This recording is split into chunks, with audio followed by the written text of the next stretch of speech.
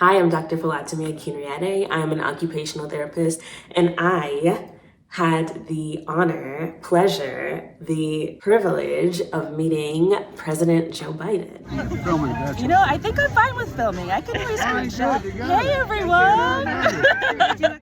This past October 2023, I was invited to the White House to celebrate the 50th anniversary of the Rehabilitation Act and the 33rd anniversary of the Americans with Disabilities Act. Receiving the invitation alone, I was surprised, excited, and really happy to go to the White House.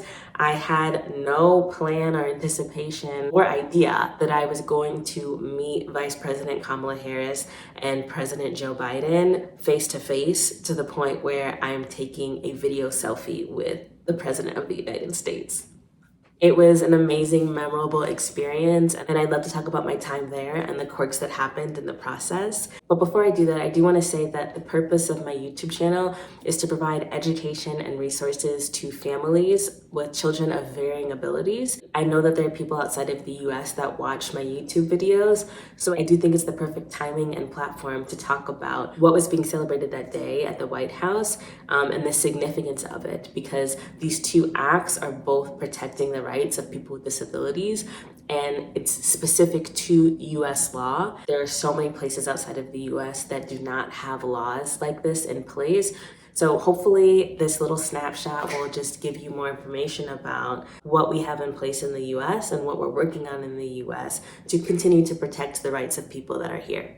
So again, the two acts that were celebrated were the 50th anniversary of the Rehabilitation Act of 1973 and the 33rd anniversary of the Americans with Disabilities Act of 1990. Both acts protect the rights of people with disabilities by prohibiting discrimination in a variety of areas. So the Rehabilitation Act prohibits discrimination in any federally funded program, organization, or department. So if an individual has a disability and is applying to a job or works at a job, they can't be discriminated against because they have the disability, especially if they are qualified for the role that they're working in. There should be no reason why somebody would fire them or not provide them accommodations that pertain to their disability in order for them to be able to complete their work in that job. Another thing that I like about the Rehab Act is because it deals with any federally funded program, this also includes the Department of Education, which includes public schools.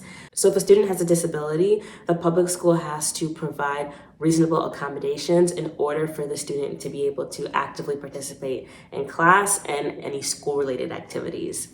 And I'm going to post more resources below, but the Maryland.gov website had two examples that I really liked that pertained to disability rights in public schools. And that is, one, if a student has diabetes, the public school should be able to provide accommodations so that the student can have a schedule throughout their school day where they are able to take the medications as needed. Also, if a student uses a wheelchair and the class is going on a field trip, the public school should provide special transportation in order for that student to be able to go on that field trip with the rest of their class. Both of those things are covered under the Rehabilitation Act. And what's really interesting is the section that discusses the public schools is Section 504 of the Rehabilitation Act. And with me working in pediatrics, we tend to say that often, like the child's on a 504 plan, or some parents will say, oh, the school said that that will be a part of his 504 plan. I don't think people realize that when we say 504 plan, it's Section 504 of the Rehabilitation Act. And so allowing those accommodations in the school is because of the Rehabilitation Act, which is really cool. And the Americans with Disabilities Act is a bit broader, and it covers things like accessibility for transportation. So being able to get on and off buses or trains, accessibility to voting in different ways if you don't have the means or ability to just walk into a voting office. It includes the ability to have a service animal or service dog if you need one, and also accessible parking. So how we have those they used to call them handicap parking spots, but accessible parking spots that are in the front of stores or buildings. All of those things are covered within the Americans with Disabilities Act. So when I think of the ADA, I have a few personal experiences that I think provide a better snapshot of what all the ADA covers. So one of the classes I had to take from my bachelor's degree in recreational therapy was a class about ADA, inclusive activities, and something called universal design. One of the activities we had to do was to complete a simulation where we were able to understand the importance of the ADA and why we should have more accessible areas within our community. So we had different groups, and one of the groups had to sit in a wheelchair, and we had to do different tasks throughout the college campus and see how easy or hard it was for us to be able to access whatever task we had to do. And sitting in a wheelchair and going into an old cafeteria where the food was, I think, at like my eye level, there was no way for me to be able to get the food myself and put it on my tray, let alone go into the building without an automatic door that can help me get into it. It was not accessible. And it opened my eyes to a lot of things that people just don't think about on a daily basis, and people that have no choice but to think about it on a daily basis because it impacts them. And I also love to explain to people that the bathrooms that you see, the accessible bathrooms, they tend to be a lot bigger than your typical bathroom stall. Part of that is, one, if someone has a wheelchair, it allows for them to have the room to get into the bathroom. Two, some people have medical devices. Even if they're not in a wheelchair, they may have extra supplies, extra things that they have to carry with them. So allowing that much space in the bathroom so that they can bring it in instead of squeezing into a small stall with all of the supplies that they need. But also, some people just need help in the bathroom.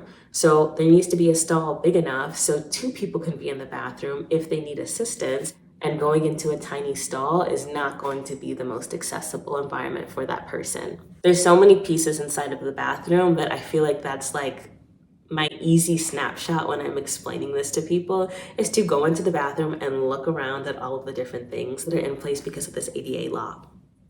And the thing about the ADA is that having more accessibility in our community and our environment can be beneficial to everyone. There's something called universal design. Universal design is creating a space or a building or a playground or a mall that everybody has easy access to, and not just segregating it or separating it, one area for people that need it and another area for everybody else.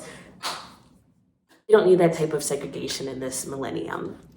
For example, I was leaving my doctor's office and I was on my way to my car, and this lady on the street stops me. She had a stroller with her newborn baby, and she told me that she needed to get to her new pediatrician's office, and there was a flight of stairs to get into the building. So she asked me if I could help her carry her stroller up with her baby inside, to get inside the building. I'm talking to her and I'm like, this is your pediatrician's office? I was like, you would think that there'd be some type of ramp or a different entrance for every other parent that's going to be strolling in with their baby into the doctor's office.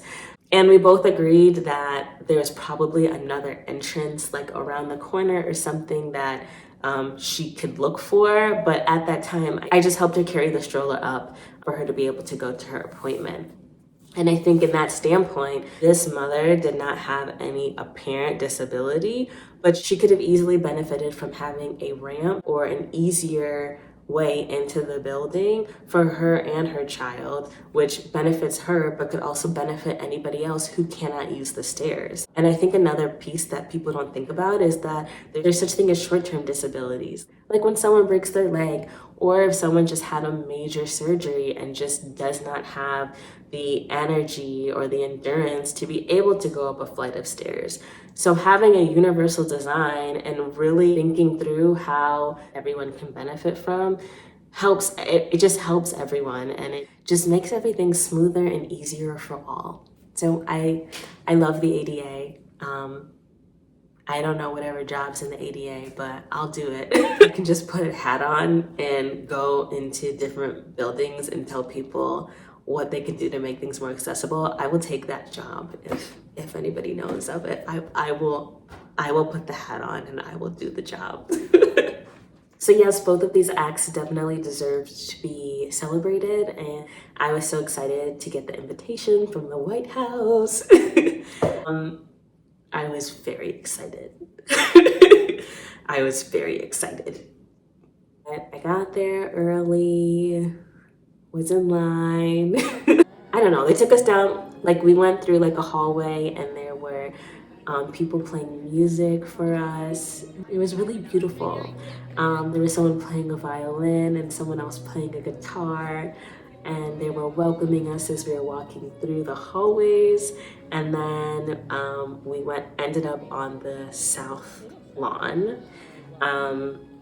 Obviously, not everybody has apparent or visible disabilities, but there's some people that were wearing buttons that stated like that they're autistic, or people using their adaptive equipment or their device.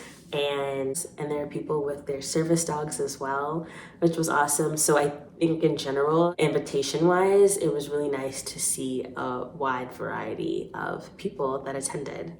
And then President Biden came out with actress and disabilities advocate Selma Blair, an actress in Legally Blonde and Cruel Intentions. She made a speech that was absolutely amazing and beautiful. Started off her speech saying that she is a proud disabled woman. You can find the speeches, I'll post them below. But she spoke, and then President Biden spoke about how we're celebrating these anniversaries, but we also know that there's a lot of work that still needs to be done. And just the acknowledgement of how much we have been able to cover over these years. The American dream is for all of us, not just for some of us. Disabled Americans are still 3 times less likely to have a job. They're often earn less for the exact work someone else is doing who's not disabled. Too often, disabled Americans are unable to vote, to get to and from work and school, to enjoy public spaces. But thanks to all of you, we're continuing to make progress. So once all the speeches were done, everybody was going into the shaded area, and I looked back and I noticed that Vice President Kamala Harris and President Joe Biden were taking pictures with people. So I went over, and first I saw Vice President Kamala Harris. She had no problem taking a picture with me. And then I looked over and I saw President Biden, and there were just so many people wanting to shake his hand and take pictures with him. And I was just watching from afar because I'm like, there's no way that I'm going to be able to take a picture with him. I don't know what happened, but somehow there were so many people crowded around him, and then all of a sudden the crowds just kind of disappeared. I'm just standing there, and all of a sudden we're both just walking towards each other, and I freeze. All I remember doing is looking at him, putting my hand out and going, "Hi." "Hi, I'm Timmy Akinriade. I'm an occupational therapist." That was it. That was all I said. And I genuinely cannot remember what he said to me. I can't. It was very nice. It was very polite. And I'm telling myself, I cannot believe I just shook hands with the president, blah, blah, blah.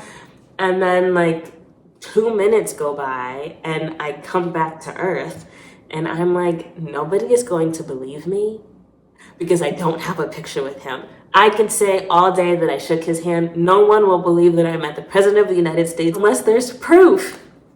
So then I look over, and once I turn over, there's another crowd of people around him again. I decided to go back in line again, and there's no guarantee. Everything was very peaceful and nice, but the Secret Service was trying to control the crowd.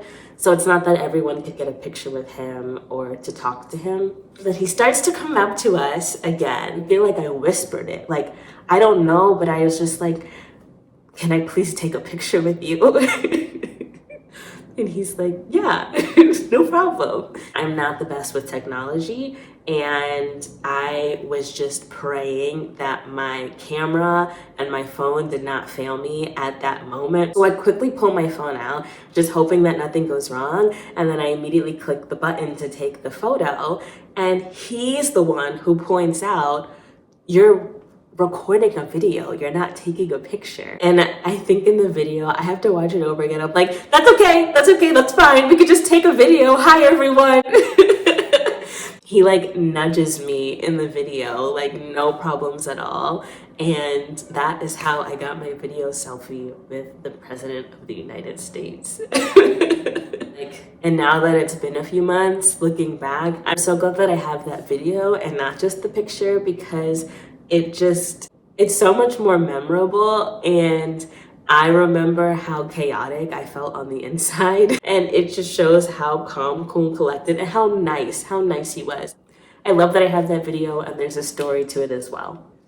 It wasn't until I got home later and I truly was able to process the day that I realized that I had two different quirks that I did when meeting the president. I did not know them at the moment. When I got home and I realized it, I was extremely embarrassed. So, first quirk was when I went up to the president, I told him that I was an occupational therapist, and that was it. The average person does not know what an occupational therapist is, what we do. I'm very much used to explaining and having like an elevator speech to explain what I do on a day-to-day basis. It's like I say it daily, like what I do. And I did not explain that to the president. There were so many things that I could have discussed, like how the 504 plan impacts me, how I love the ADA. All of those important things I did not say. And that's because I did not prepare to meet the President of the United States. If I had known ahead of time, I would have prepared. So that was quirk number one. Quirk number two, which is the biggest one of them all, I'm so embarrassed, and I didn't realize it until I got home. And I spoke with my brother about my experience meeting the president. And I tell him, I'm like, we saw each other. I was like, hi, I'm Timmy Akinriade, blah, blah, blah. And he's like, did you greet the president? And I'm like, what are you talking about? And he's like, did you do the presidential greeting? And I'm like, what is the presidential greeting? And he's like, the thing you learn when you're in elementary school. When you meet the president of the United States, you say, good afternoon, Mr. President, or hello, Mr. President. And I'm like, I didn't do that. And he's like, how could you forget to greet the president? And like, I didn't even know that I was going to meet the president. I froze. I'm surprised I even remembered my own name, let alone remembering to greet the president. I was so embarrassed. I could not sleep that night. President Joe Biden, if you are watching this video, my deepest, sincerest apologies for not formally and properly greeting you. My deepest apologies. President Joe Biden, that will never happen again. My sincerest apologies. With all that being said, and as embarrassing as that was, I learned my lesson. I am going to be prepared for the next time I meet any president of the United States. This time around, I know that I'm not fully on the naughty list at the White House because I did receive the 2023 holiday card. I saw in the mail that I got something and it said on the return address, White House. And I'm like, oh no, what did I do? And I opened it and I saw that it is the holiday card. So, and when you open it, look how beautiful that is. And it says, behold the magic, wonder, and joy of this holiday season. Wishing you peace. Joe, Jill, Commander, and Willow. And Commander and Willow are their dogs, so they have their prints on there. So sweet, so exciting. This was icing on the cake for the whole experience. And again, this event happened in October and I received this card in December. So it was just a beautiful reminder of the experience that I had towards the end of 2023. Thank you all so much for watching. It was such a memorable and fun experience, and I wanted to capture this moment and post it online.